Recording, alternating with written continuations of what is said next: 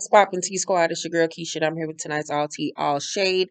Love and Hip Hop Family Reunion, Season 1, Episode 4. Before I begin, I have some behind the scenes tea for you guys. If you did not know, check this out. The Bam is pregnant again with her third child with the scrap. So this will make her third and his fourth. Congratulations to the couple. That's a lot, child. Three kids under the age of 4. Woo, Jesus, be offense. And she just had Zalo. Zalo ain't even 1 years old yet. Girl. Ooh, Jesus Christ. And they was already struggling in a marriage because, she was so focused on the kids and everything. I hope they be able to make it, child. Ooh, Lord. But kids are a blessing. So congratulations to the couple. So on tonight's episode, the cast gathers for dinner after the Black Lives Matter event that Yandy threw, and the conversation of Trump comes up. And in Paris's confessional, she says some of these people at the table are 50 Cent Republicans. They ain't feeling them taxes, and I ain't gonna say no names, but Ray J. I could see Ray J voting for Trump. I could so see it. He looks like if he was invited to the White House, he would have went. Very much so. Very much so. He looked like he would still fuck with Trump today. Probably fuck Melania and his daughters Tiffany and the other one. Yeah, I could so see it. So Trick says that women try to take over everything and he thinks women's supposed to cook and clean and a man is supposed to be the provider. Trick is very much stuck in the 50s. He has that leave it to beaver mentality. um, but who's really listening to Trick Daddy? Trick Daddy needs to worry about himself and his skin looking like leather. I call him baseball mitt because that's what he looks like. And I know he's sick, and that's the reason why his skin looks that way. But his skin would look that way if he took care of himself. Remember, he don't like to take medication. He likes to medicate via using cocaine. So, Trick thoughts about women and relationships are very antiquated, and boy, ain't nobody got time to be listening to nothing that they got to say. So the next day, Sierra, Joy, Trina, and Paris are all by the pool. And Sierra was like, for real, last night, just listening to them and hearing how hard they've been fighting for us made me feel like I need to get my ass out there and do more. And then in her confessional, she was like, I fight for black girls, I fight for black lives, and I want to use my resources for women empowerment, but I need to go harder and I need to step up as a young black girl in the culture. So when I do tell Black Lives Matter, it's like really me speaking from my heart.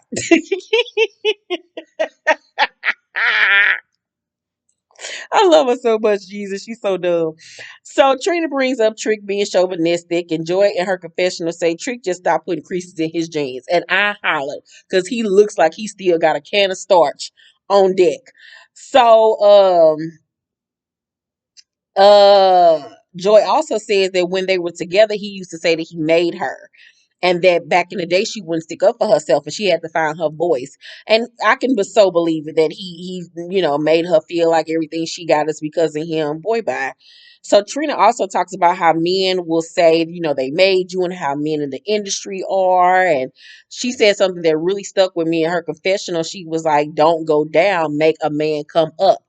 And child, if that wasn't some of the realest shit I ever heard, because we as women are so nurturing and so loving and supportive, and we often feel like we meet a man that halfway got just a little bit of what we want in a man, and we feel like, okay, well, if I help him to get where he needs to be, or groom him, or teach him things, that's what we're supposed to do as women, is to help bring a man up. That's the worst thing that you can do. I've done it. So many other women have done it where, we meet a man with potential. I don't want to meet no man no more with no damn potential. I want a man that's already got it the fuck together. I don't have time to be raising nobody else's child, nobody else's son, and instilling them the shit that they mammy and they daddy was supposed to do at birth. Don't got time for it. A man is supposed to be already prepared and ready for you. That's why I ain't in no rush. Keep me single, father, until you have the man that you want me to be with ready and prepared and ready to go, and that I'm ready and prepared to go mentally, spiritually, physically, all of that good stuff, financially. Because I don't want to sit up here and say I want this, this, that, and the third, and the man, and then I ain't bringing those things to the table myself. You know what I'm saying? So I have no problem being by myself, and to the person that I'm equally yoked with, it's a, ready for me and I'm ready for him. And another thing, you don't ever want to be in a relationship with somebody where they complete you. You need to be 100% complete in yourself.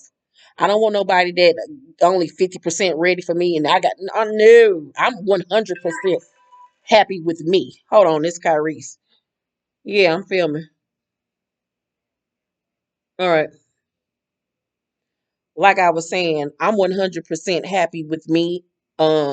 I'm 100% good with me, and I need a man that's 100% as well. I don't need nobody to complete me. I'm my own best friend. I'm my own entity and being, sir. I'm gonna be good with you or without you, and that's one of the things that I have relished in the fact after my last relationship that I took the time and I've taken the time to be comfortable being by myself because I was a serial dater where as soon as I got a relationship, I wanted to be with somebody else right afterwards because I didn't want to be alone. One of my biggest fears was being alone, growing old, and being by myself because the women on my mother's side of the family are all single. Nobody's married, and I didn't want to be another casualty of that.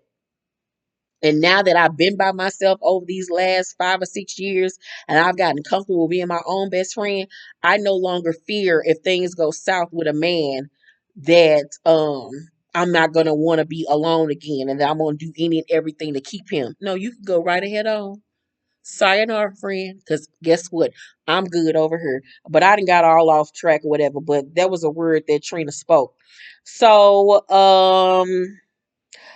April is in Trick's room talking to him, and it just seemed like I was watching an episode of First 48. I just didn't like it. It just seemed like the camera crew and the police was outside ready to make a bust for a pedophile. It was just so he asked her what kind of men is she interested in, and she was like, she likes all types of men, but predominantly black men. And he tells her he likes to see her working out, and asks was she skinny in school, and she was like, yeah. He was like, I bet, because now you got everything in all the right places. And he says that she looks Tiger Woodish, so country.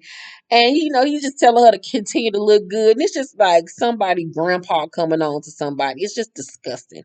It was disgusting to watch. I didn't have time for it. My stomach didn't have time for it. I already don't feel good. And I just want to throw up all over my television screen. So Carly and her daughter in the room, and she asked her mama, can she wear one of her sheer shirts? And Carly told me some no, and this and that. I think they really playing this up for the television because this girl is damn near 30. Stop acting like this little girl is 17. She might look it, but she's not. Like they gotta be putting on for the TV. Like, girl, Carly, get somewhere and sit down. So, and I just really wanted to. I couldn't focus on nothing but Carly's fucking lips, looking like two flotation devices. If she don't get that shit out of her lips and deflate them motherfuckers, just sitting up there, it just looks stupid. So Paris stopped by the room and she asked Carly, who she been eyeing the whole time they been there. And she was like, nobody. But she was like, have you ever been in a room with two guys you used to mess with? And Paris was like, no, or whatever. I didn't even know Paris was straight until recently when she was talking about she got a boyfriend. And I low-key still feel like she talking about a stud. Because don't nothing about that girl read feminine. But okay. So, she admits that, she did mess with Ray J in the past, and of course we all know Jock or whatever. So she also goes on to say that she doesn't feel like neither one of them have changed, Jock or Ray J. They still basically the same nigga. And I mean, anybody with two eyes can see that. So Erica still wants to have a conversation with Scrap. He says that, it'll have to be a 911 call for him to talk to her outside of anything necessary with their daughter. Fizz explains to him that he used to be the same way when it came to Moniece, but he realized that, he had to communicate with her, and now they can actually talk and have a conversation, and he doesn't feel angry all the time. Jock has a block party, and the Bam realizes that she's the one that's gonna have to take the lead on Scrappy and Erica talking. Because you know, a lot of time with men, you have to lead the way. You gotta hold them niggas' hands and walk them across the street because low key them niggas is pussy. So she and Erica talk to each other and Scrap sees it and he's freaking out. He's like chop chop chop chop chop chop. Chop. So the Bam says to Erica, I want to be able to call you to see if Imani's doing what she's supposed to when she's at our house. And Erica was like, yeah, because she run over Scrap ass. And she was like, you can call me. You don't have to go through him. And the man was like, you know, I get it now. And when she meant I get it now, like I get it now, what it feels like to be a mom and how you feel towards your kids. You know, when you single and you dating somebody with kids, sometimes women can't relate to how the other woman might feel. You know what I'm saying? But now she gets it. And Scrappy, his confession was like seeing them talk, and it wasn't no malice, actually inspired me to want to talk to her. So Scrap tells Jock, you know, I want to holler at Erica after the little Bible study thing once I get my spirit right. That shit cracked me up that he needed Jesus to talk to that girl like it's that deep. But you know, you always have to call on God first for discernment. So that's a good thing. But it was really good to see the Bam and Erica finally come together and just let go of all the bullshit because at the end of the day, the only thing that matters is Imani. You know, they both, like I said, have moved on. They all have children now. Imani is damn near 40 at this point. Like, it's time to cut out all the ghetto foolishness, ratchetness. We all are adults. Let's start acting like it. So they having a good little moment. Scrap end up singing One Wish to the Bam, and it's really funny and cute. Jock is eating a slice of cheesecake with a fork, and Trick was like, you ain't eating it right. Let me show you. And he has the nerve to demonstrate how he eat pussy on this damn cheesecake. And I literally threw up in my mouth. It was so disgusting because if that's how he eat pussy, I see why don't nobody want to fuck with Trick. He up here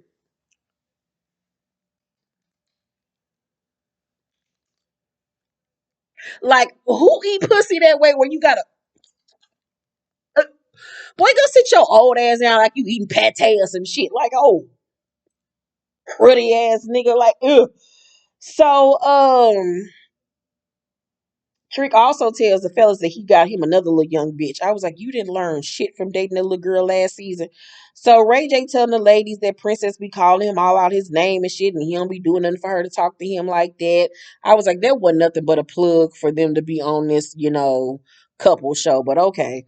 Trick then says maybe this will remind some of y'all of all the evil things y'all have said to y'all men. And then he says, I want to apologize on the behalf of all men for the things that we didn't say. And and then that was pretty much it. It was pretty much a cool episode. Really wasn't much going on. Next week, Scrap and Erica finally gonna sit down and have a conversation. And Judy gonna be steady fucking with Yandy. If she don't just kick Judy in her back and while they walking down a flight of steps, that'll handle everything. Make sure you thumbs up this video, like and subscribe, hit the notification bell button. Make sure you guys follow me on my fashion Instagram page. It's down below in the comment section, fashion underscore killer 81. I'm doing my pastel series. I dropped a new pic today. It was a Versace inspired little look, little ensemble. Yeah, so I love you guys, and I will see you on the next one. See you. What's that? Thursday. I won't see you guys again till Thursday for Growing Up Hip Hop. Nothing tomorrow, nothing Wednesday. I'm not doing Jersey because I have a lot going on right now. So yeah. Love you guys. Bye.